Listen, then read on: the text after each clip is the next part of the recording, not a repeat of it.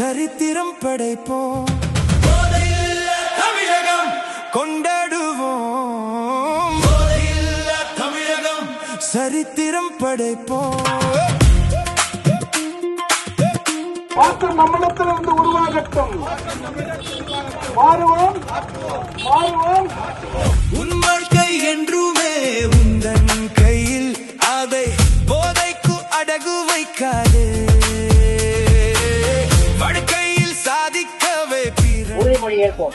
போதை இல்லாத ஆரோக்கியமான பாதுகாப்பான மற்றும் பொறுப்பான சமூகத்தை உருவாக்க என்னால் என்ற அனைத்து முயற்சிகளையும் மேற்கொள்வேன்.